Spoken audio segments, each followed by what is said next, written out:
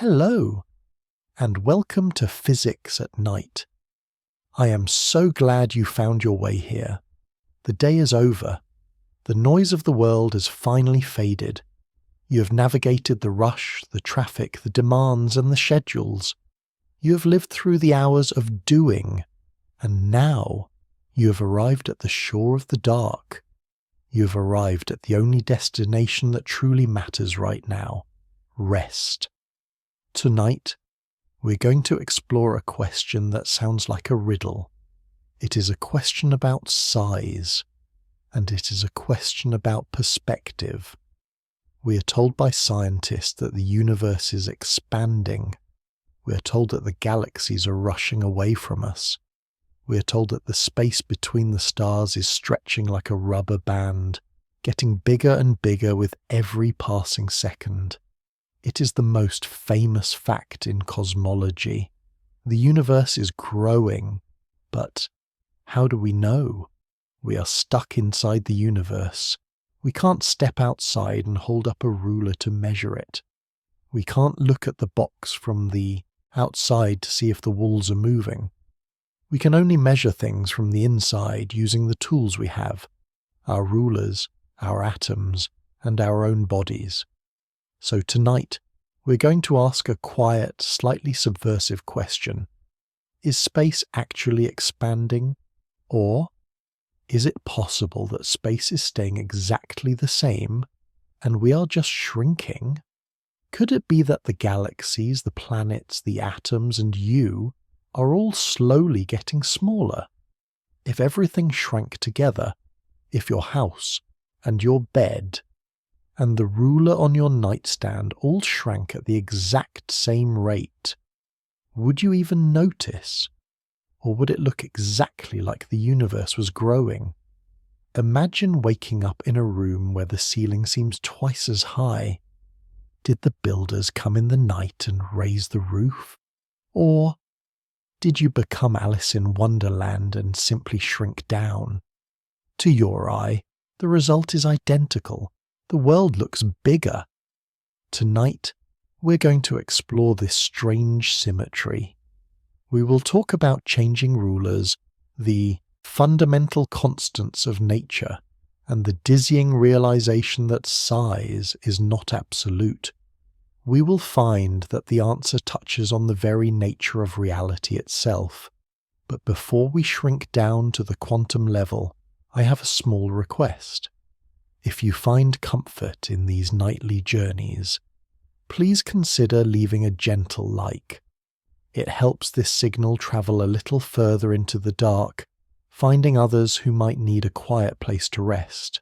And tonight, let's try something different in the comments. Instead of telling me where you are, I want you to tell me about something small. What is the smallest thing that brought you joy today? Was it a cup of coffee, a leaf on the sidewalk, a quiet moment of silence between two songs? Let's build a collection of small wonders in the comments. As always, I am not a doctor. I am just a voice in the dark, inviting you to wonder. So, find a comfortable position. Let your shoulders drop. Unclench your jaw. Let the scale of the day melt away. You're not big, you're not small, you're simply here. Let's begin. Let's start by feeling the size of the room you're in right now. I want you to become aware of the space around you. Even with your eyes closed, you have a sense of it. You know where the walls are, you know where the door is, you know exactly how far the ceiling floats above your head. It feels stable, doesn't it? It feels solid. If you woke up tomorrow morning, you would expect the room to be exactly the same size. You wouldn't expect the door to have drifted a mile away. You wouldn't expect the ceiling to have shot up into the clouds. We live our entire lives in a world of fixed distances. A meter is a meter. A mile is a mile. We trust our rulers. We build our houses, our roads, and our maps on the assumption that space is a rigid stage. It is the concrete floor upon which the drama of the universe plays out. The actors move, but the stage stays still. But less than 100 years ago, we found out that the stage is not made of concrete. It is made of rubber. In the 1920s, a man named Edwin Hubble was sitting in the dark, much like you are now. He was at the Mount Wilson Observatory in California, peering through the largest telescope in the world. He was looking at faint, fuzzy patches of light that astronomers called nebulae. At the time, we thought these were just gas clouds floating inside our own galaxy. We thought the Milky Way was the entire universe, a single island of stars in an infinite static void. But Hubble realized two things that shattered that comfort. First, he realized the fuzzy patches were islands of their own. There were other galaxies, millions of light years away. The universe suddenly got millions of times bigger. And second, he realized they were running. He looked at the light coming from these galaxies and he saw that it was stretched.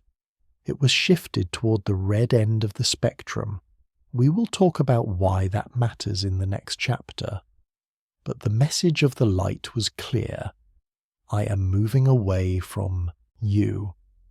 And not just a few of them.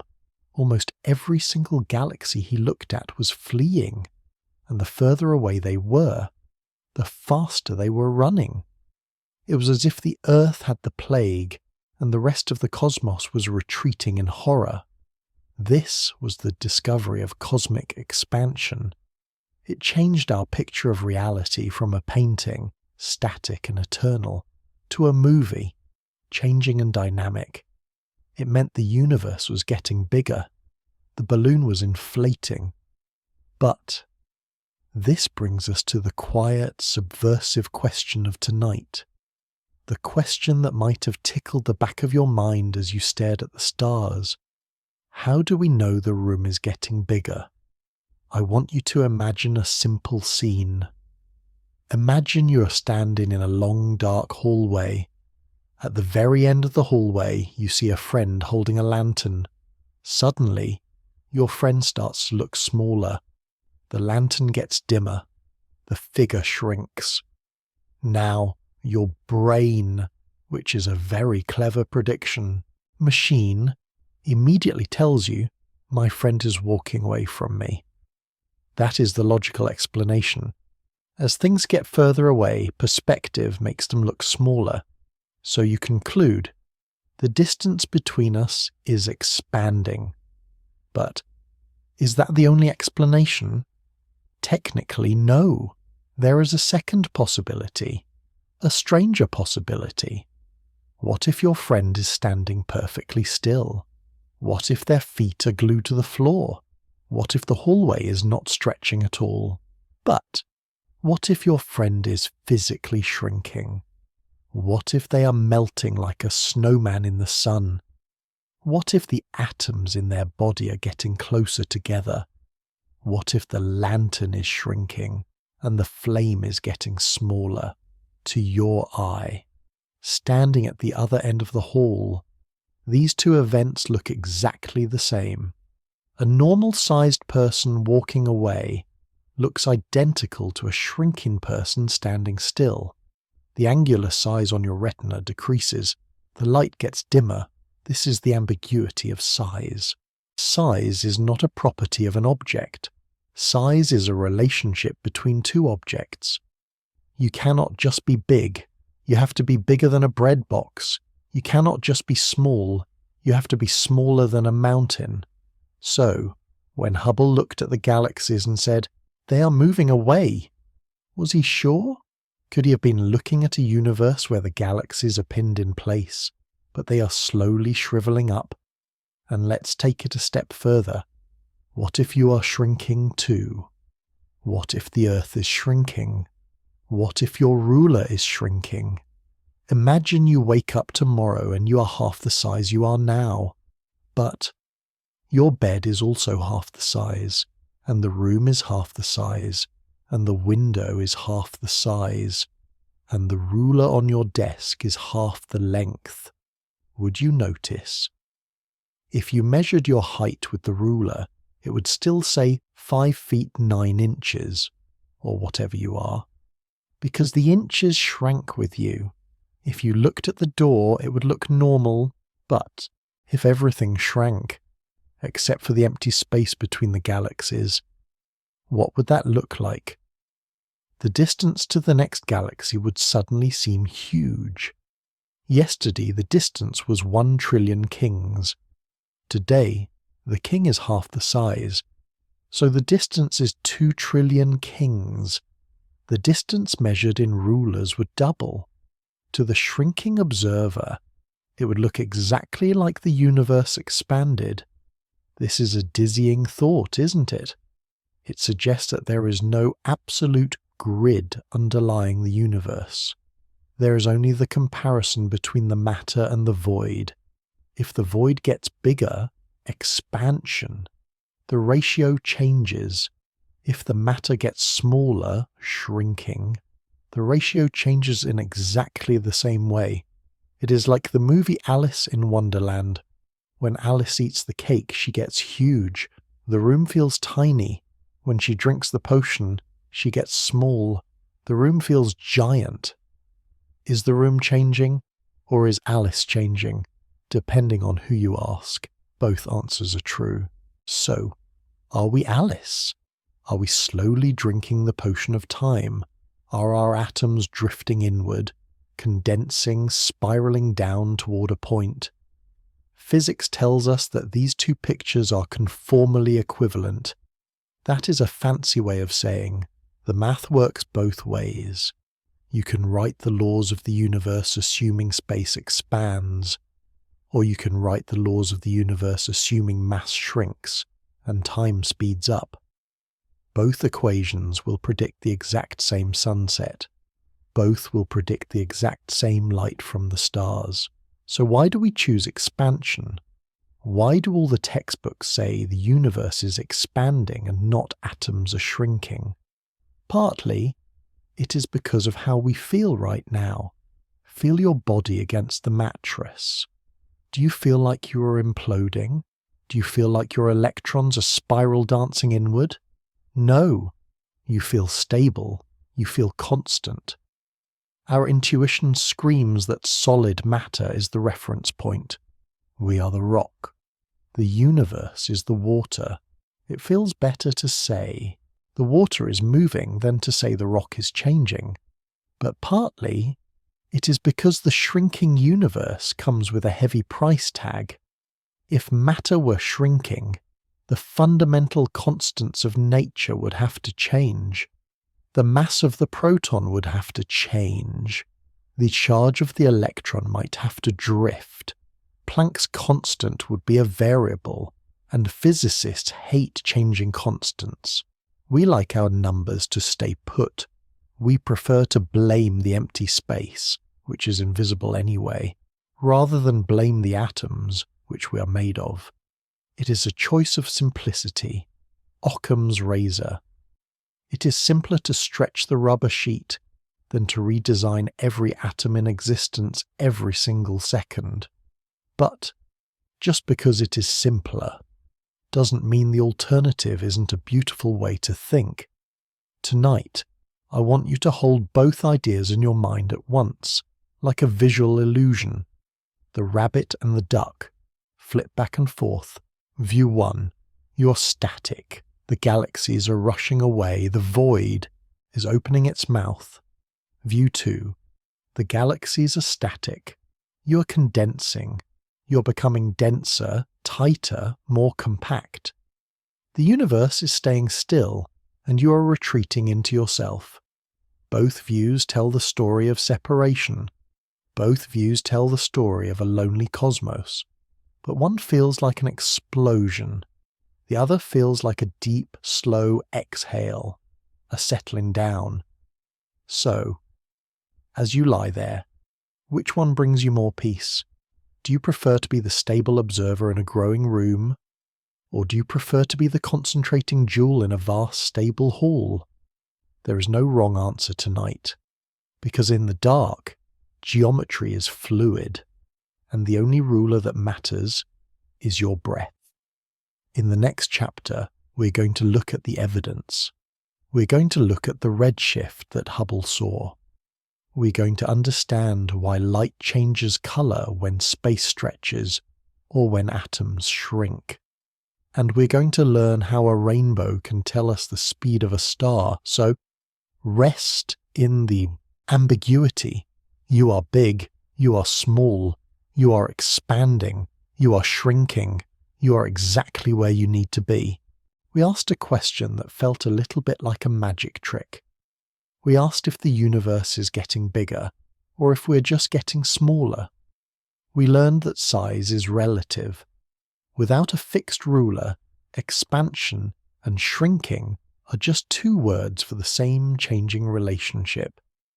But tonight, we need to leave the philosophy for a moment. We need to go to the evidence. We need to stand in the cold, dark dome of the observatory and look through the glass. Because when Edwin Hubble said the universe is expanding, he wasn't guessing. He was looking at something very specific. He was looking at a fingerprint. Tonight we are going to learn how to read the light. We're going to learn how astronomers can know the speed of a galaxy that is 100 million light-years away without ever visiting it. I want you to imagine a rainbow. Imagine a beam of white sunlight hitting a glass prism. It splits apart. It fans out into a beautiful ribbon of colour. Red, orange, yellow, green, blue, indigo, violet. This is the spectrum. It is the DNA of light. Now, if you look very closely at the spectrum of the sun, you will see something strange. The rainbow is not perfect. There are tiny black lines cutting through the colours. It looks like a barcode, missing slivers of light where the colour has been deleted. These are called Fraunhofer lines, and they are the secret language of the universe. You see, every element in the periodic table sings a song. Hydrogen sings a specific set of notes. Helium sings a different set. Carbon sings another. When light passes through a gas, the atoms in that gas absorb specific colours. They eat specific wavelengths. So, if you look at a star and you see the hydrogen barcode stamped onto the rainbow, you know that star is made of hydrogen. It is a fingerprint that cannot be faked. Hydrogen always eats the exact same shade of red. 656 nanometers. It is a universal constant, or so we thought. This is where the mystery begins. This is where the shift comes in. I want you to imagine you're standing on a sidewalk. It is night. The street is quiet. Suddenly, you hear a siren. An ambulance is coming. Listen to the sound. No. As it comes toward you, the pitch is high. It is screaming. As it passes you and goes away, the pitch drops. It becomes a low moan. Vroom. This is the Doppler effect. Sound is a wave. Like ripples on a pond, when the ambulance is rushing toward you, it is squashing the waves together. It is chasing its own sound. The ripples get bunched up. Short ripples equals high pitch. When the ambulance is driving away from you, it is stretching the waves out. It is running away from the sound it just made. The ripples get dragged apart. Long ripples equals low pitch. Now, hold that image in your mind. The bunched up waves, high. The stretched out waves, low. Light is also a wave. It behaves exactly like sound, just much, much faster. In the world of light, pitch is colour. Blue light is high-pitched. It has short, tight waves. Red light is low-pitched. It has long, lazy waves. So, what happens if a star is rushing toward Earth? It squashes the light waves. They get shorter. They turn blue. We call this blue shift. And what happens if a star is rushing away from Earth? It stretches the light waves. They get longer. They turn red. We call this redshift. Now, let's go back to Edwin Hubble. He pointed his telescope at the distant galaxies.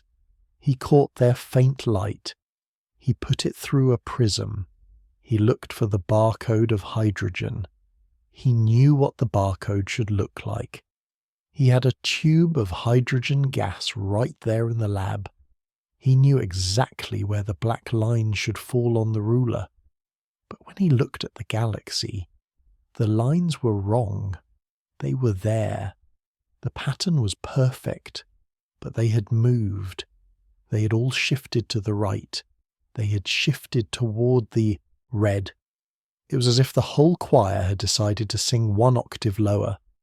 Hubble checked another galaxy, Redshift. He checked a further one, more Redshift. He checked the furthest one he could find, deep, deep Redshift. The conclusion seemed obvious. If the light is stretched, the source must be moving away. Just like the ambulance driving away creates a low moan, the galaxies flying away create a red glow. The universe is a symphony of low notes, fading into the silence. This is the observation. Fact. The light from distant galaxies is redder than the light from our lab. This is undeniable. It is data. But the interpretation is where our shrinking theory comes back to haunt us. The standard story says, the space between us and the galaxy expanded. This stretched the wave.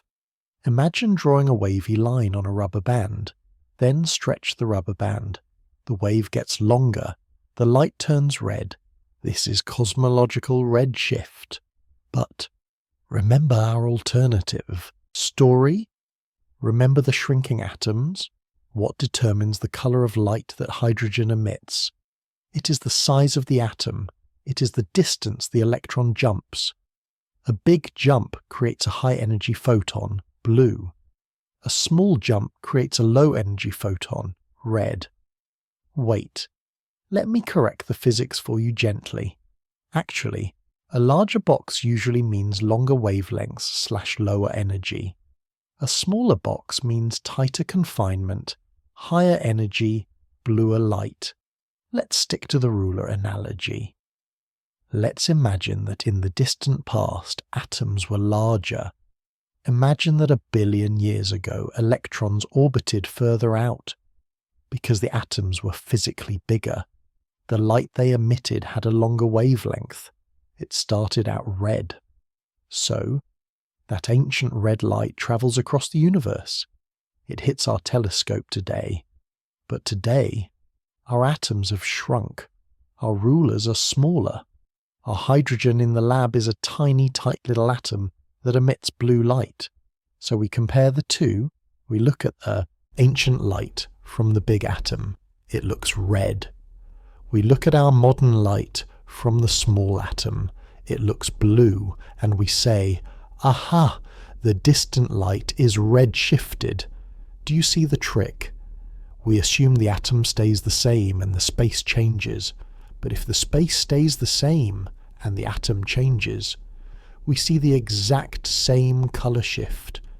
If the universe is static, but mass is slowly condensing, if electrons are spiralling in, then the light from the past will always look redder, larger than the light of the present. To Hubble's eye, these two realities are indistinguishable. The telescope doesn't measure expansion. The telescope only measures redness. So why do we believe in the balloon? Why do we reject the shrinking atom? Tonight as you lie there, think about the elegance of the two ideas. Is it easier to believe that the vast empty nothingness is stretching? Or is it easier to believe that every proton, every neutron, every planet and every person is slowly, synchronously collapsing? There is something unsettling about the shrinking theory. It feels unstable. If we are shrinking, when do we stop? Do we eventually vanish? Do we become a singularity? The expanding universe feels safer in a way. We get to keep our size. We get to stay whole. It is just the void that gets bigger, and the void can take it. It has plenty of room. But the data, the raw red light hitting the back of the telescope, doesn't care about our comfort. It just says, things have changed. The relationship between the ruler and the road has altered. In the next chapter, we're going to visualize this alteration. We're going to use the most famous analogy in all of physics, the balloon. But we're going to look at it closely, and we're going to see what happens to the ants on the surface when the rubber begins to stretch. So, rest in the red light. Imagine the universe singing a low, slow song, a lullaby of distance, a lullaby of change. You are listening to the sound of the cosmos breathing. In the last chapter, we stood in the observatory and watched the light from the distant stars shift toward the red. We saw the evidence. The universe is changing. The relationship between the ruler, matter, and the road, space, is altering. But our human brains struggle with abstract concepts like redshift or metric expansion. We need to hold something in our hands. We need a toy model.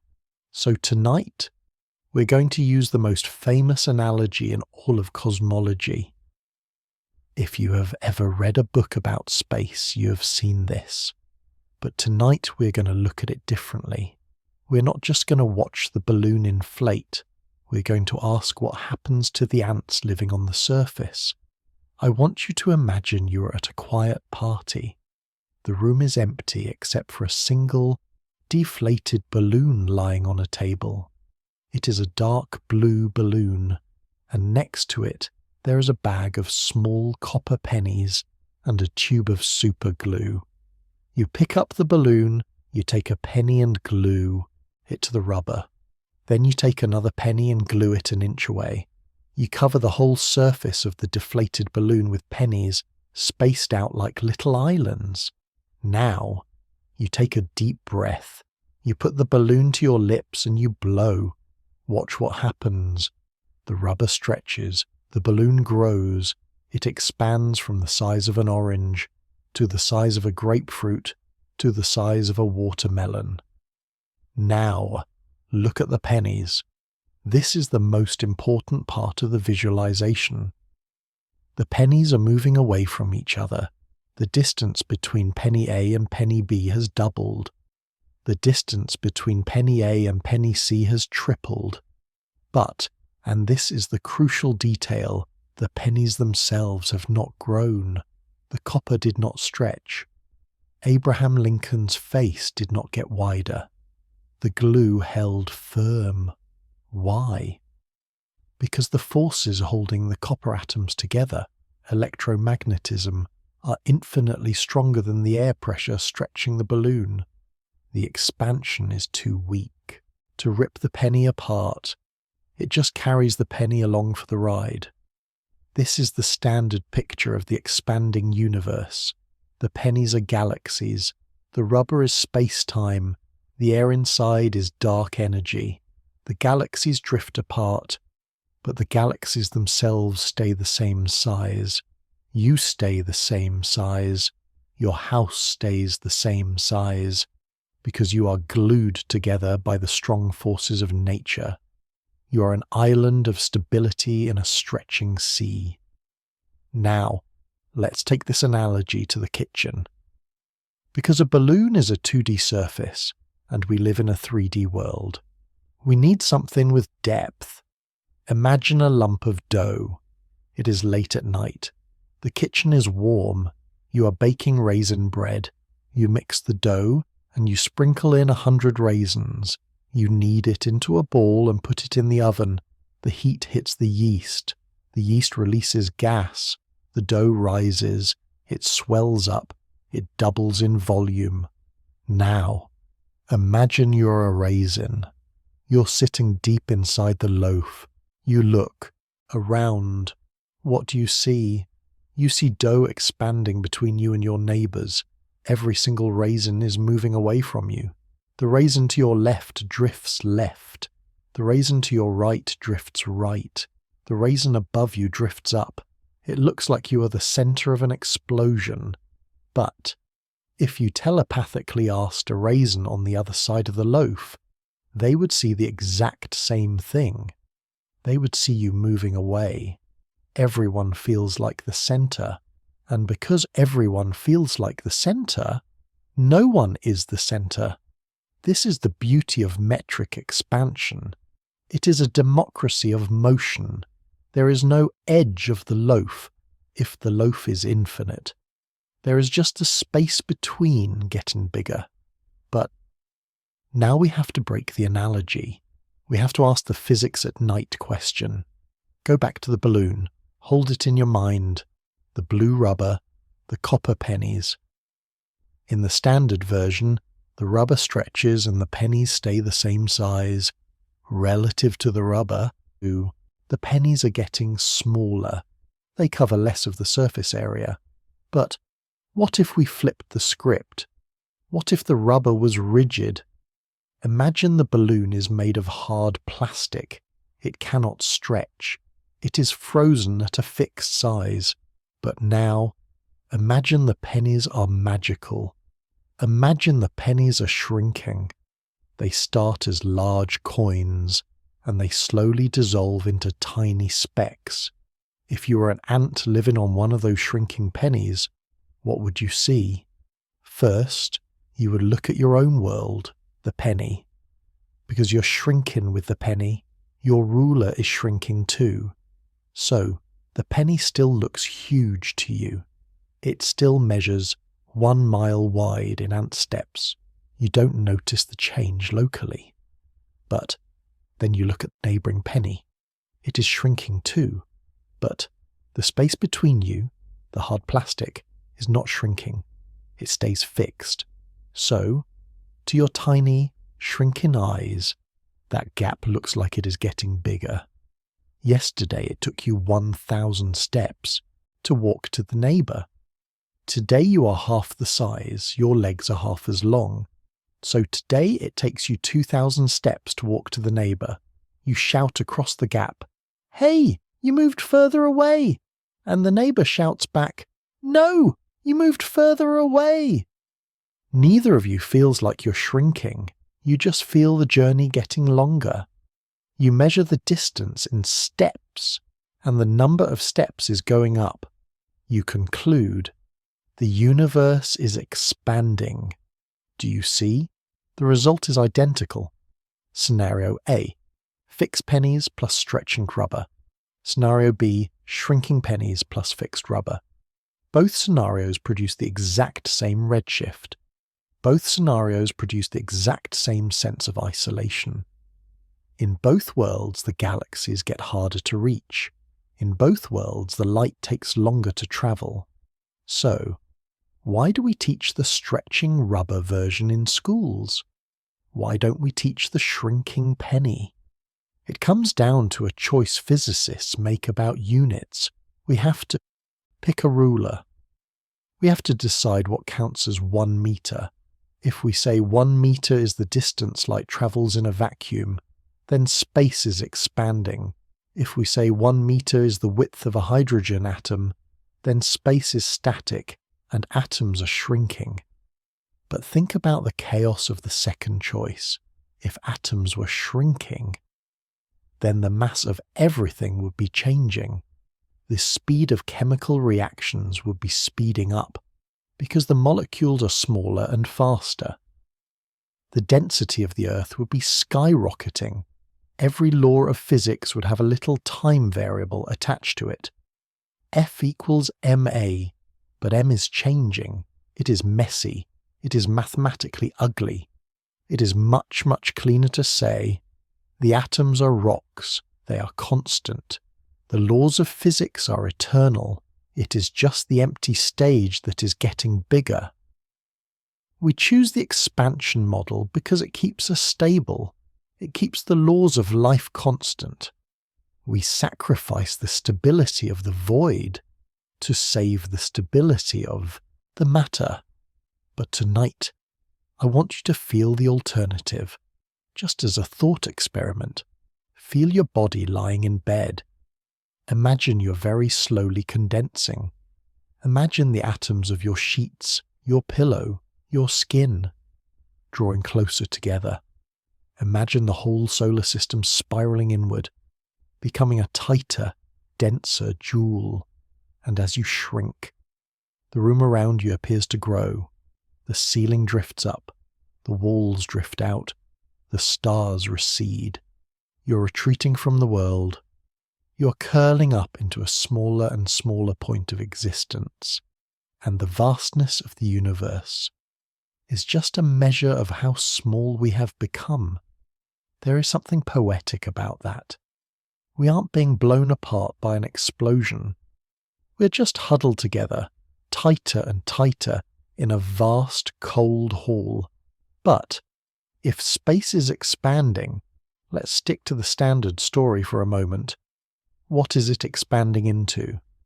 This is the question that usually breaks the balloon analogy, because a balloon expands into the air of the room. The bread expands into the air of the oven. What does the universe expand into? In the next chapter, we're going to tackle the nature of space itself. We're going to learn that space is not nothing. It is something, and it can create more of itself without needing any extra room to grow. So, unglue your mind from the rubber. Let the pennies float. We're going to look at the fabric of the dark. We glued pennies to a balloon. We baked raisins into bread. We visualize the universe as a substance, rubber or dough, that carries the galaxies apart. But analogies are dangerous things. They help us see, but they also trap us. Because every balloon needs a room to expand into. Every loaf of bread needs an oven. So naturally your mind asks, if the universe is the balloon, what is the room? What is outside the universe? Tonight we have to let go of the balloon. We have to confront the strangest idea in all of physics, the idea that space is not a thing, and yet it can grow. When we say space is expanding, we're not saying that new space is being manufactured at a factory and injected between the galaxies. We are saying that the metric is changing. Metric is a fancy word for ruler. It is the definition of distance. I want you to imagine a ruler floating in the dark. It has markings: 0, 1, 2, 3, 4. Now, imagine that a wizard casts a spell on the ruler. The ruler doesn't look any different, but suddenly, the distance between 1 and 2 is greater. It takes you longer to walk from 1 to 2. Light takes longer to travel from 1 to 2. The numbers haven't changed. The coordinates are the same. But the meaning of the distance has shifted. This is metric expansion. It means that the grid of the universe is scaling up. It means that 1 light year today covers less physical territory than 1 light year will cover tomorrow. Wait, that's confusing. Let's flip it. It means the territory between 2 points is becoming more light years wide. This solves the problem of the outside. Because if the definition of distance changes, you don't need empty space to grow into, you just need the internal rules to shift.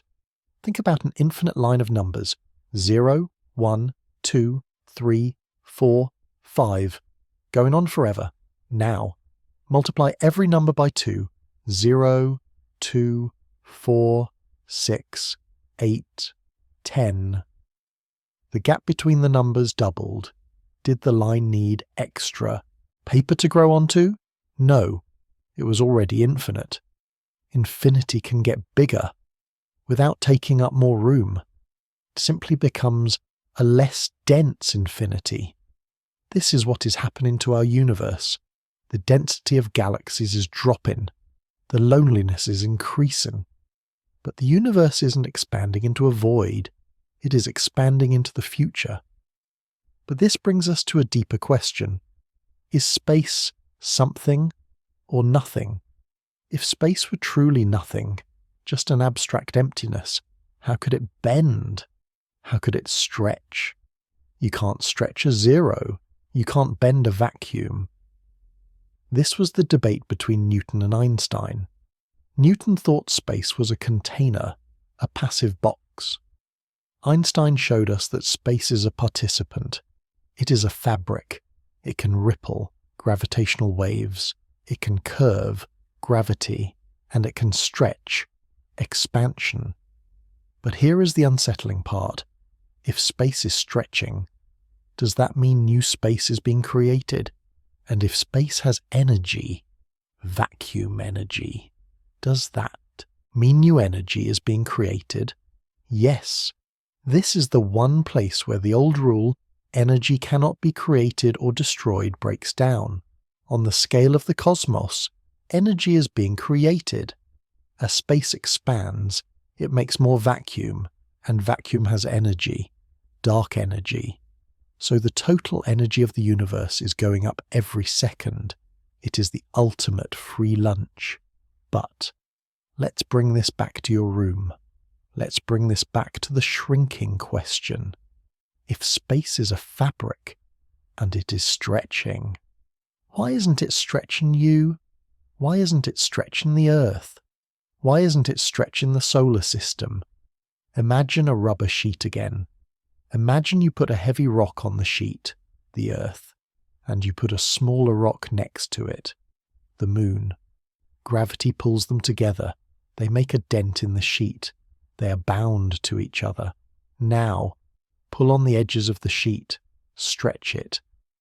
Does the distance between the Earth and the Moon increase? No, because the dent, gravity, is stronger than the stretch, expansion. The Earth and Moon hold on to each other. The rubber slides underneath them, but they stay locked in their embrace. This is why you aren't expanding. The electromagnetic forces holding your atoms together are trillions of times stronger than the expansion of the universe. Your body ignores the expansion. The Earth ignores the expansion. Even the galaxy ignores the expansion. Expansion only wins in the dead zones. It only wins in the vast empty voids between the galaxy clusters. It is a weak force. It only works where gravity is too tired to fight back. So, we have this picture of the universe, little islands of fixed size, galaxies, floating in an ocean of growing size or voids. The islands stay the same, the ocean gets wider. But remember our shrinking hypothesis. Let's look at this picture through the other lens, the shrinking lens. In this version, the ocean stays the same size. It is a fixed, static stage. But the islands, galaxies, are shrinking. The distance between the islands looks like it is growing, because the islands are getting smaller.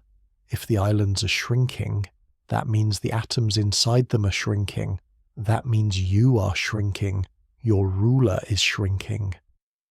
Now, think about what that means for the forces. If atoms get smaller, the electrons get closer to the nucleus. According to Coulomb's law, F equals kq 1q2 over r squared, if distance, r, gets smaller, the force F gets huge. So, shrinking atoms would become tightly bound, energetic little knots. Chemical reactions would happen faster. Time would seem to speed up relative to the old universe. So, if we live in a shrinking universe, we're living in a fast-forward reality. We're becoming denser, faster and smaller, while the space out there remains slow, vast and ancient. Which perspective is true? General relativity tells us it doesn't matter. They are mathematically identical. You can choose a coordinate system where space expands, co-moving coordinates, or you can choose a coordinate system where particles shrink. The predictions for what you see through the telescope are the same, but there is a psychological difference. Expansion feels like opening up. It feels like freedom. Shrinking feels like collapse. It feels like hiding. Maybe that is why we cling to the expansion story. We want to believe that we are the masters of a growing domain. We don't want to admit that we might be the retreating refugees of a static realm. But tonight, I want you to appreciate the stability of the bound. Whether space is expanding or we are shrinking, there is one thing that holds true. We stick together. The forces that make you you, the bonds between your molecules, are winning. They're defeating the cosmic flow. You're a victory against the void. Every second you exist, every second you stay in one piece, you are defying the expansion. So, space can do whatever it wants. It can stretch, it can warp, it can grow infinitely. But it cannot tear you apart. You are a knot that cannot be untied by the dark energy. In the next chapter, we're going to look closer at this victory. We're going to ask, if we aren't expanding, what is happening inside a galaxy? We're going to verify that your house is safe, and we're going to explain why Brooklyn is not moving away from Queens, even though the universe is blowing up. So, rest in your density. You are solid. You are held. You are stronger than the vacuum. In the last chapter, we confronted the strangeness of the fabric. We learned that space itself is stretching. We learned that the grid of the universe is scaling up, creating more distance between the islands of matter, and we explored the dizzying alternative that perhaps space is still and the islands are simply shrinking.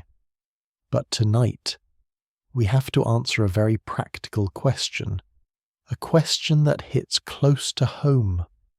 If the universe is expanding, why aren't we? If the rubber sheet is stretching everywhere, why isn't your house getting bigger? Why isn't the Earth getting further from the sun? Why isn't Brooklyn moving away from Queens? And most importantly, why aren't the atoms in your body drifting apart? It seems like a contradiction. We just spent 4 chapters convincing you that expansion is happening everywhere, that it is a property of space itself, since there is space inside your room and space inside your body. Shouldn't you be inflating like a balloon? Tonight, we're going to learn why you are immune. We're going to learn about the battle of the forces, and we're going to discover that you are living in a safe zone, a place where the expansion of the universe has been defeated. I want you to imagine a river, a wide, slow-moving river flowing toward the sea. This river represents the expansion of space. It carries things with it: leaves, twigs, foam. They drift along with the current. Now, imagine 2 swimmers in the river, swimmer A and swimmer B. They are floating on their backs, lazy and relaxed. Because the river is flowing and maybe expanding, they might drift apart. This is what the distant galaxies do. They just float. They surrender to the current. But now, imagine 2 other swimmers, swimmer C and swimmer D. They're holding hands. They're gripping each other tightly. The river tries to pull them apart. The current pushes against them, but their grip is stronger. The force of their muscles holding them together is greater than the force of the water trying to separate them. So, they stay together. The water rushes past them, flowing through the gap between their arms. But the distance between them does not change. This is exactly what is happening to the Earth and the Sun, or the Milky Way and Andromeda, or the atoms in your body. You are the swimmers holding hands, and the handshake is gravity for planets, or electromagnetism for atoms.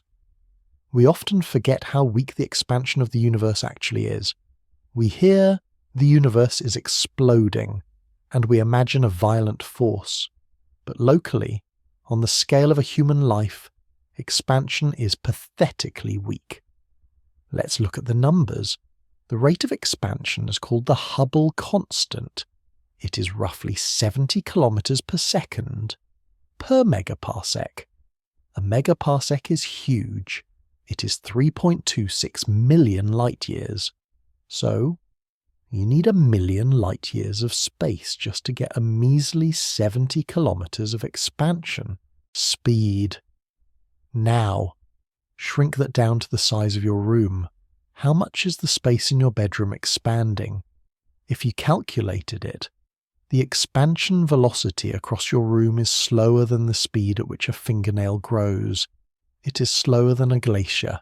It is practically zero. And yet, even that tiny microscopic expansion tries to push your walls apart. It tries to push your atoms apart. So why doesn't it succeed? Because the electromagnetic force, the force that glues your atoms together, is a bully. It is 10 to the power of 36 times stronger than gravity, and it is infinitely stronger than the tiny whisper of expansion in your room. Imagine a tug of war. On one side, you have the entire expansion of the universe trying to pull your arm off. On the other side, you have the chemical bonds in your shoulder holding your arm on. The expansion pulls with the force of a feather. The chemical bonds pull with the force of a freight train. The feather loses. The expansion is simply ignored. It washes over you like a gentle breeze against a brick wall. This is why local things don't expand. Local means anything held together by a force. You are held together. The Earth is held together. The solar system is held together. Even the galaxy is held together. The Milky Way is a family of stars bound by gravity. The gravity of the black hole in the center and the gravity of the dark matter halo creates a gravitational well, a deep valley in space-time. Inside this valley, space is not allowed to expand. The gravity effectively says, "No, this is my territory. The rules of the river don't apply here." So, the galaxies are like islands in the river. The islands are made of rock. They don't stretch. The water between them stretches. But this leads to a fascinating question. Where does the river win? At what point does the handshake break? If you zoom out from the Earth, past the solar system, past the galaxy, we are part of a cluster called the Local Group. It includes the Milky Way, Andromeda, and about 50 dwarf galaxies. Are we moving away from Andromeda?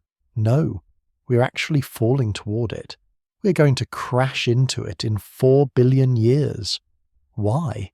Because we are close enough that our mutual gravity is still stronger than the expansion. The handshake holds across 2.5 million light years. But zoom out further. Look at the next cluster over, the Virgo cluster. It is 50 million light years away. Here, the gravity is getting weak. The handshake is slipping. We are tugging on Virgo, and Virgo is tugging on us.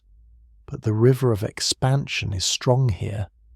Depending on who you ask, we might be slowly falling toward Virgo, or the expansion might be just starting to win.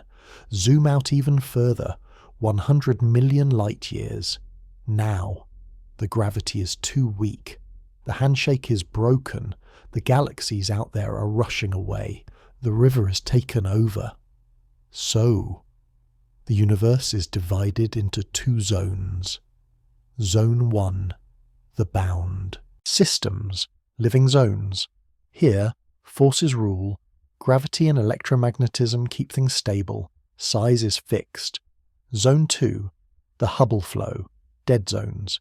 Here, expansion rules. The voids grow. The distances stretch. We live in Zone 1. We live in a turnaround region. A region where matter collapsed, fought back against the expansion, and carved out a stable home. This brings us back to the shrinking hypothesis. If we look at this through the shrinking lens, the story changes slightly, but the ending is the same. In the shrinking model, the river space is static. It doesn't move. The islands, galaxies, are shrinking. So, why doesn't the Earth get further from the Sun in this model? Because everything shrinks together. The Sun shrinks, the Earth shrinks, the distance between them shrinks. If your ruler shrinks at the same rate as the distance, then the distance measured in rulers stays the same. 1 astronomical unit stays 1 astronomical unit. This is why the solar system appears stable in both models. In the expansion model, the space tries to grow, but gravity stops it. Result: stability. In the shrinking model, the space stays still and the orbit shrinks in proportion to the ruler. Result: stability. It is a perfect illusion. Nature has conspired to hide the truth from us locally. We can only see the trick when we look far away, to places where the handshake is broken. But tonight, I want you to focus on the feeling of being bound. There is a comfort in it. We often think of being bound as a bad thing, a restriction, a lack of freedom. But in the context of the cosmos, being bound is the only reason we exist. If we weren't bound, we would be a mist. If the expansion had won inside your body, your atoms would be light years apart. You wouldn't be a person. You would be a cloud of lonely particles drifting in the dark. The fact that you are solid, the fact that you can feel the pressure of the bed on your back, is a testament to the strength of your bonds. You are a fortress. You're a stronghold of order in a universe of entropy. Think about the forces humming inside you right now. The electrons dancing around the nuclei. They are holding hands with a grip that defies the entire universe. The universe wants to be big and empty. Your atoms want to be small and together, and your atoms are winning. So, when you look at the ceiling, do not fear the expansion. It is happening out there, in the cold, dark voids where nothing lives. It is the business of the empty spaces, but in here, in the warm, dense world of matter, we are safe. We are sticking together. Brooklyn is sticking to Queens. The Earth is sticking to the Sun. And you are sticking to yourself. But this brings us to a final lingering doubt. We said the shrinking model is mathematically equivalent. We said it predicts the same things. So, why is it physically misleading? Is there any experiment we could do?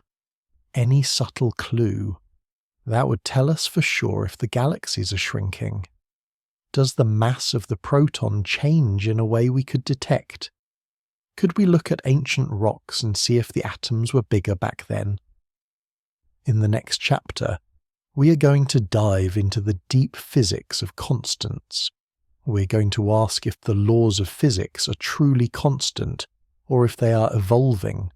And we're going to find out why most physicists prefer a growing universe over a changing atom. But for now, rest in your bond. Rest in the gravity that holds you down. Rest in the chemistry that holds you together. You are a bound system. We found comfort in the idea of being bound. We learned that the forces of nature, gravity and electromagnetism, are strong enough to defeat the expansion of the universe. Your body is not stretching. The Earth is not drifting away from the Sun. We are safe islands in a growing stream. But tonight, we have to return to the unsettling question we asked at the very beginning. The question that refuses to go away. We know that the relationship between the islands and the stream is changing. The distance between galaxies is growing relative to the size of the atoms. Standard science says the atoms are fixed, the space is expanding. The mirror theory says the space is fixed, the atoms are shrinking. Tonight we're going to look at this mirror theory seriously. We're not just going to treat it as a fun what if. We're going to ask, is it actually true? Is it possible that the universe is a static, eternal, unmoving hall, and we are just slowly collapsing into dust? And if it is true, why does every physics textbook in the world tell us the opposite? To understand this, we have to talk about rulers. I want you to imagine you are a carpenter. You are building a house. You have a tape measure in your pocket. You measure a piece of wood. It is 10 feet long. You cut it. You nail it. But imagine that overnight a mischievous spirit sneaks into your workshop. This spirit shrinks your tape measure. The markings 1 inch, 2 inches, 3 inches get closer together. The whole tape becomes physically shorter. The next morning you come back. You measure the same piece of wood. Yesterday it was 10 feet. Today your tape is smaller, so it takes more tape to cover the wood. Today the wood measures 20 feet. You panic. The wood has grown, you shout. The house is expanding. You run outside. You measure the driveway. It has doubled in length. You measure the dog. It is a giant beast. You conclude the world is undergoing metric expansion. This is the exact situation we are in with the universe. We are the carpenter. Our tape measure is the atom, specifically the Bohr radius, the distance between the proton and the electron in a hydrogen atom. Everything we measure in the cosmos, wavelengths of light, distances to stars, is ultimately compared to this tiny atomic ruler. So, if the atom shrinks, the universe looks like it is growing. This idea was actually proposed by serious physicists. It is not just a stoner thought. Paul Dirac, one of the fathers of quantum mechanics, wondered if the fundamental constants of nature might change over time. Christoph Vetterick, a modern physicist, has proposed a universe without expansion, where the redshift is caused by the mass of particles increasing and thus atoms shrinking over time. So, why don't we teach this? Why is the shrinking model the outcast of cosmology? The answer lies in the messiness of the laws. I want you to think about the laws of physics as a delicate interlocking machine, like a Swiss watch. There are gears inside, the speed of light $c, the gravitational constant $g, the charge of the electron E, Planck's constant h. In the expanding universe model, the standard one, we assume these gears are made of diamond. They never change. The speed of light is the same today as it was at the Big Bang. An electron weighs the same today as it did yesterday. The only thing that changes is the scale factor of empty space. We add one variable to the equations. A of t, how big space is. Everything else stays constant. Now, look at the shrinking universe model. If atoms are shrinking, why? What determines the size of an atom? It is a balance of forces. For an atom to get smaller, the electrical attraction must get stronger, or the electron must get heavier. So, in this model, you cannot have constant gears. You have to say the mass of the electron is slowly increasing. The mass of the proton is slowly increasing. Planck's constant might be drifting. Suddenly your Swiss watch is melting. Every fundamental number in the universe becomes a function of time. Physics becomes a nightmare.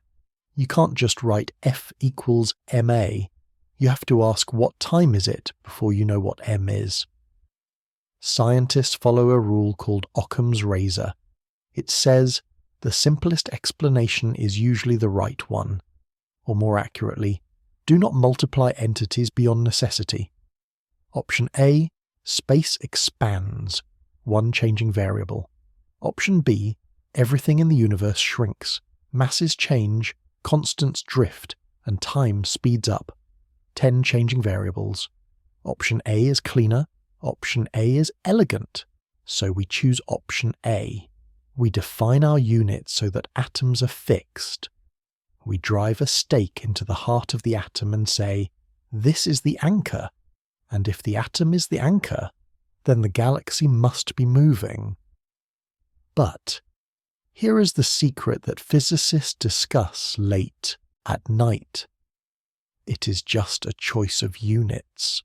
Mathematically, the two pictures are conformally equivalent. This is a fancy way of saying they are the same picture.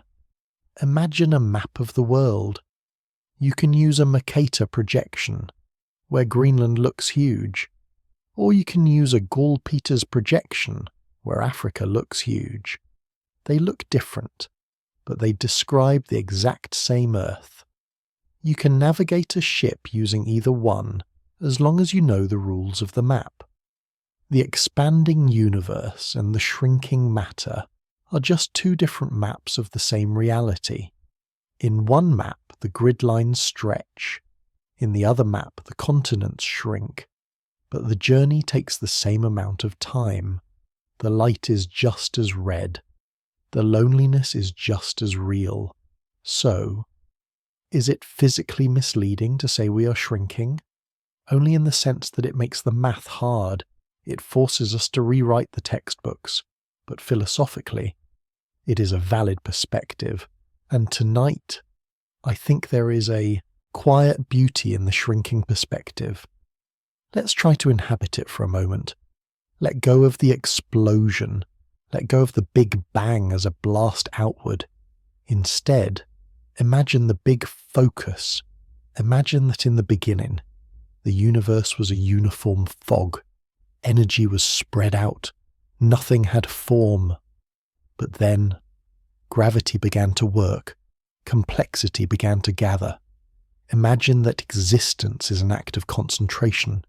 To become real, you have to become dense. You have to pull yourself together. You have to gather your atoms out of the void and hold them tight.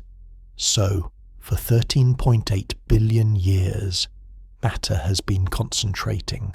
Galaxies are knots of concentration. Stars are tighter knots. Planets are even tighter. And you, a living, breathing being, are one of the densest, most complex knots of all. As we concentrate, as we define ourselves, we pull away from the background. We leave the void behind.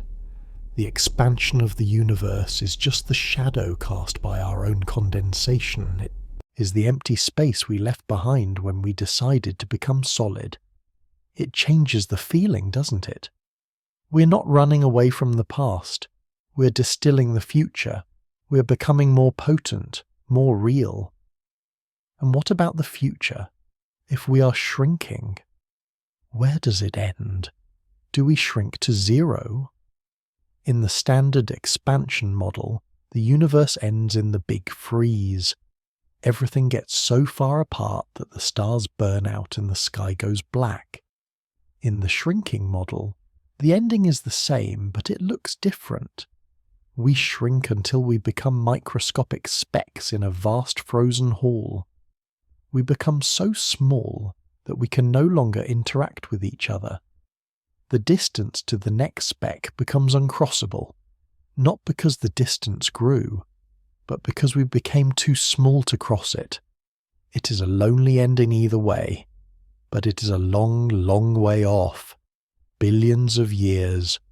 For tonight, you're just the right size. You're the carpenter, and you get to choose your ruler. You can choose the ruler of the star and feel yourself shrinking, or you can choose the ruler of your breath and feel the universe growing. I recommend the ruler of the breath because it is the only one you can control. Inhale. the universe expands. Exhale, the universe settles. You are the center. The constants of nature are constant for you. Your heart beats at the same rhythm. Your mind works at the same speed. Whatever the cosmos is doing, expanding, shrinking, dancing, it is doing it relative to this moment. In the next chapter, we're going to look at the history of this process. We're going to look at the timeline, whether it was a big bang or a big shrink. We know that something started 13.8 billion years ago. We're going to walk through the ages of the universe, from the hot, dense beginning to the cool, quiet now. And we're going to see that change is not something to fear. It is the only reason we are here. So, rest in the equivalence. Math works both ways. The reality is yours to choose. In the last chapter, we performed a mental gymnastics routine. We looked at the universe through a mirror. We saw that space expanding and matter shrinking are two sides of the same coin.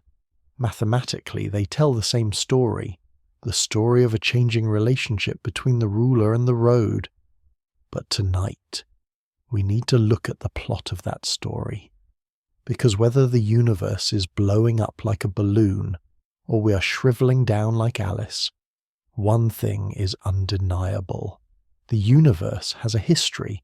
It is not a static painting. It is a movie. And the movie is moving in a very specific direction, from hot to cold, from crowded to lonely, from foggy to clear. Tonight, we're going to walk through the timeline of the cosmos. We're going to see how the expansion, or the shrinking, acts as the master clock of reality. It is the metronome that sets the tempo for everything else. Let's start at the beginning. Let's hit the rewind button on the universe. The rewind standard view. If space is expanding today, that means yesterday everything was closer together. The galaxies were nearer. The voids were smaller. If we rewind back millions of years, the galaxies merge. If we rewind back billions of years, the stars dissolve into gas. If we rewind back 13.8 billion years, the entire visible universe is squeezed into a space smaller than a sugar cube. This is the Big Bang. But I want you to visualize it differently tonight. Don't picture an explosion in space. Picture a state of intimacy. In the beginning, every particle in the universe was touching every other particle. There was no distance.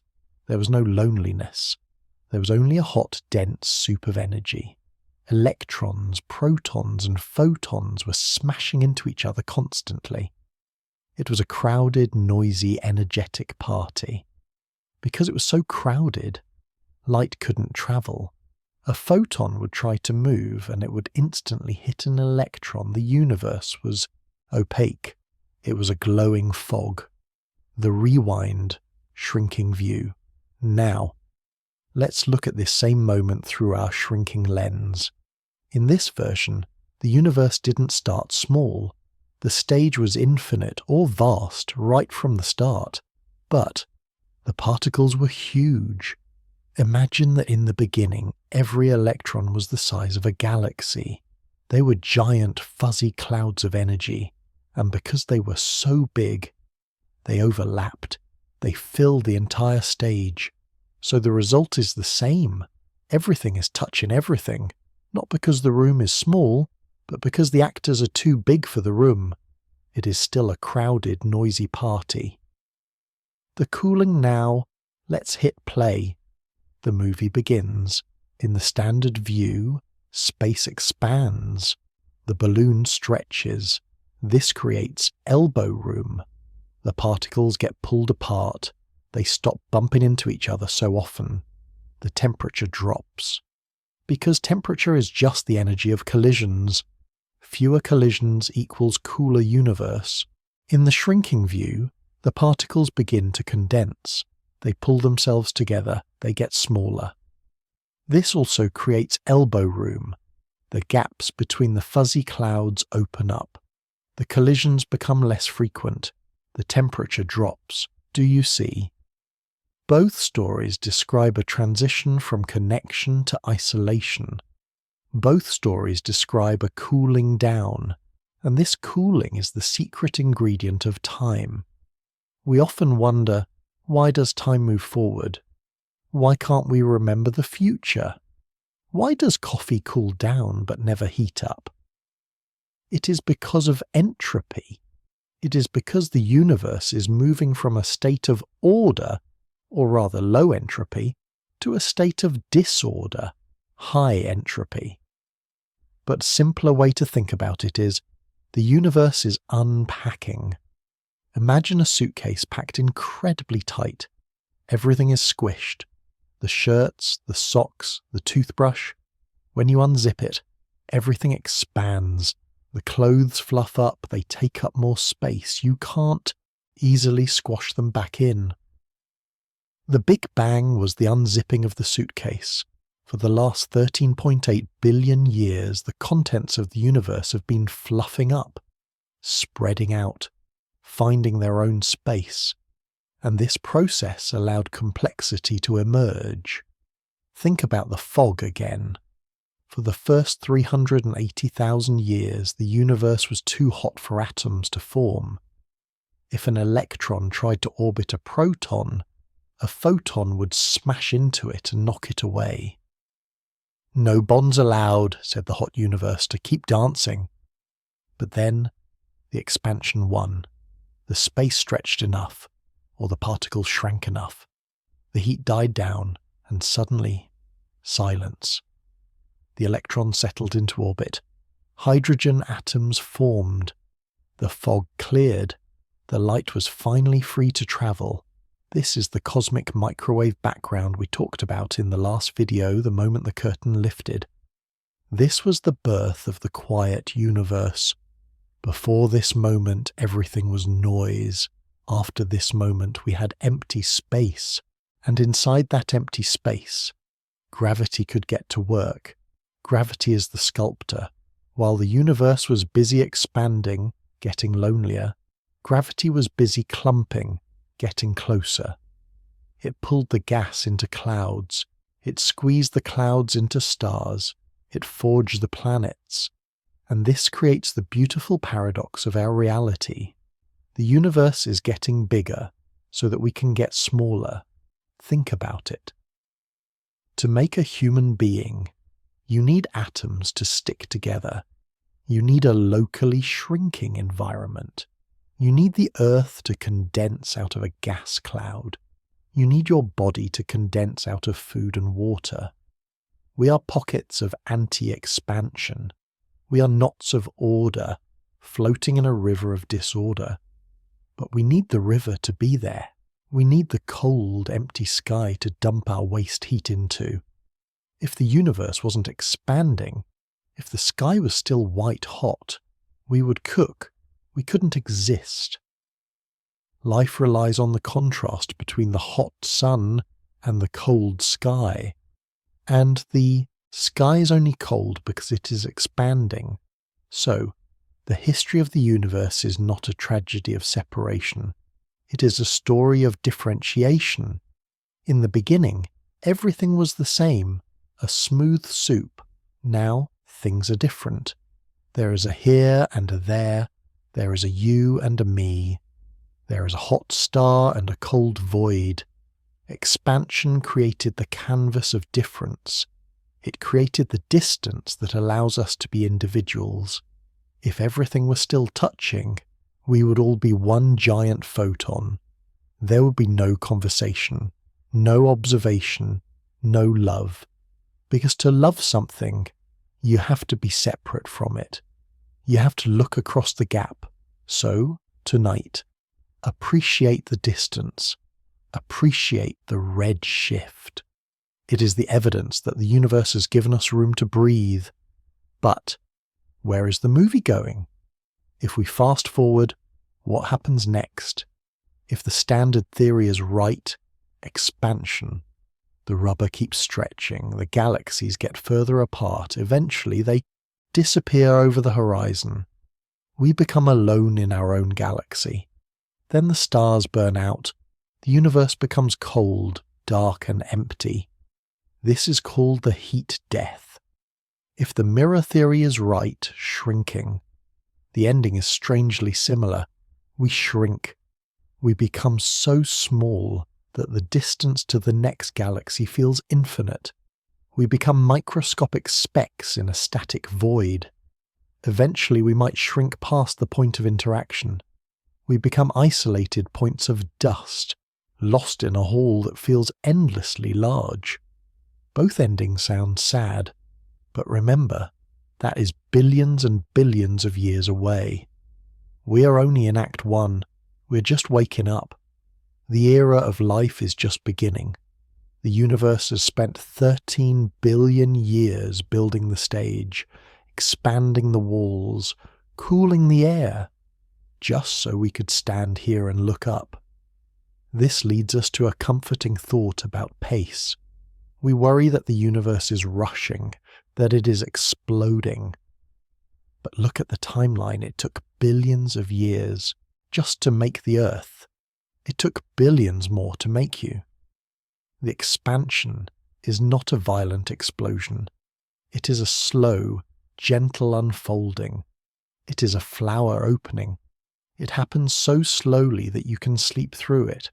You can live your entire life without the distance to the moon changing by more than an inch.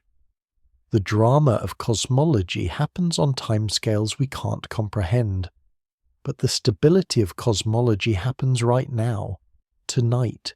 You are living in the Goldilocks era. The universe has expanded enough to be cool and clear, but not so much that the stars have gone out.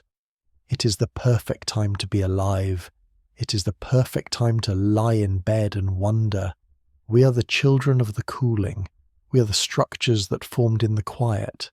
So, as you visualize the history of the cosmos, don't see it as things running away. See it as the fog lifting. See it as the noise dying down so that the music can start. And you are the music. You and the atoms in your room, humming, quietly, stable, bound, real. In the final chapter, we're going to let go of the timeline. We're going to let go of the theories. We're going to return to the present moment.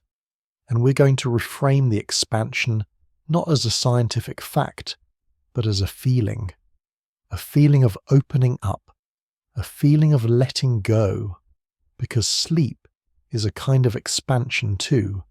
The mind unclenches, the thoughts drift apart, the tight knot of the self relaxes into the dark. So, let's drift to the final chapter.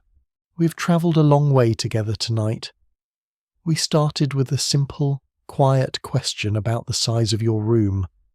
We asked if the walls were moving out, or if you were shrinking in.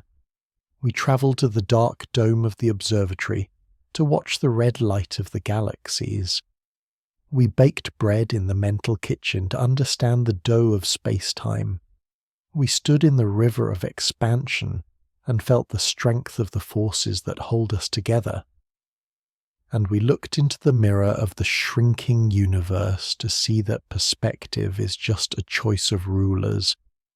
But now, it is time to leave the physics lab. It is time to put away the telescopes, the balloons, and the equations. We need to return to the only place that truly matters right now. Your room, your bed, this moment. I want you to take a deep breath. Inhale the quiet of the night. Exhale the complexity of the cosmos. Sometimes thinking about these things can make us feel untethered. The idea that the ground beneath our feet is a stretching rubber sheet, or that our bodies are slowly condensing into dust, can feel unstable. We crave solidity. We want to know that the world is firm. But tonight, in this final reflection, I want to offer you a different perspective. I want to suggest that the expansion of the universe is not a source of instability. It is a source of peace. Think about what expansion really means. It means opening up. It means making room. Imagine a crowded room, a noisy, hot-packed subway car. Everyone is pressed against everyone else. There is no space to move, no space to think. This was the universe at the beginning. The Big Bang was the ultimate crowded room. Everything was touching. Everything was chaos. But then, the expansion began. The doors opened. The crowd thinned out. The universe took a deep breath. It created distance. It created the quiet, empty voids between the stars. This empty space is not a waste. It is a gift. It is the buffer zone that allows things to be themselves. It allows the sun to burn without scorching the earth. It allows the earth to spin without crashing into Mars. It allows you to have a private thought without the noise of the Big Bang drowning it out. So, when you think of the universe expanding, don't think of it as an explosion. Think of it as a sigh, a long, slow 13 billion year exhale of relief. The universe is relaxing. It is letting go of the tension of the beginning. It is stretching out its limbs into the cool dark. And tonight, you can do the same. I want you to visualize your own body as a microcosm of the universe. All day long you've been contracting. You have been shrinking. You've been focusing your attention, tightening your muscles, holding yourself together to get through the day. The stress of the day is a force of compression. It pushes you in. It makes you dense. But now, the day is over. The force of compression is gone. Now is the time for your personal expansion. Focus on your shoulders. Let them drop. Let the distance between your earlobes and your shoulders expand. Imagine the metric of your muscles relaxing. The tension is drifting away like a distant galaxy. Focus on your hands. Uncurl the fingers. Let the palms open. You don't need to hold on to anything right now. Gravity has you. The bed has you. The earth has you. You are a bound system. You are safe. Focus on your mind. During the day, your thoughts are tight knots. Problems to be solved. Lists to be made. But now, let the thoughts drift apart. Let the space between the thoughts get bigger. Let the logic dissolve into the Hubble flow. If a thought comes, let it be like a distant star. Watch it redshift. Watch it move away from you, fading into the dark. You don't need to chase it. You are the static observer. You are the center. Let the universe of your mind expand until it is vast and dark and quiet. This is the beauty of the shrinking perspective we talked about. Remember the idea that we are getting smaller, that we are concentrating. There's a comfort in that too. It means you are becoming more defined. While the noise of the world drifts away, you are becoming a diamond, dense, real, heavy.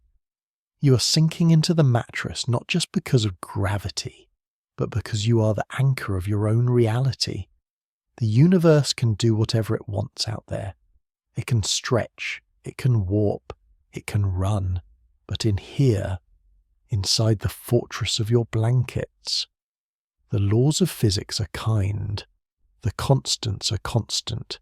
The rhythm of your breath is the metronome of time.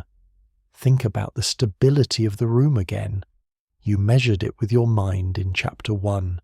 It hasn't changed. The walls are faithful. The roof is a shield against the infinite. You're living in a Goldilocks universe. It is expanding fast enough to give us a dark, cool night sky, but it is expanding slow enough that our galaxy stays together. We have the perfect balance of freedom, space, and family, gravity. We're not crushed, we're not lost, we're held. So, as you drift towards sleep, let go of the need to measure. You don't need a ruler tonight. You don't need to know if the atom is shrinking or the void is growing. Those are just words we use to describe the mystery. The reality is simple. You are here, you are warm, and you are part of a process that has been going on for eternity. The universe is breathing, and you are breathing with it. In, expansion. Out, settling. In, the galaxies drift. Out, the body relaxes. You're riding the wave of space-time. You're a traveller on the rubber sheet, but you're not alone. You're travelling with the Earth, with the sun, with the stars. You're travelling with everyone else who is sleeping tonight. We're all bound together in this great, quiet huddle against the dark. We're the solid. We're the real.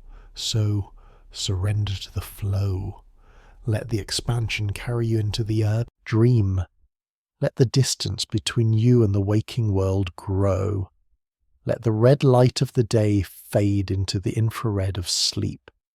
The universe is big, but you are safe in the center.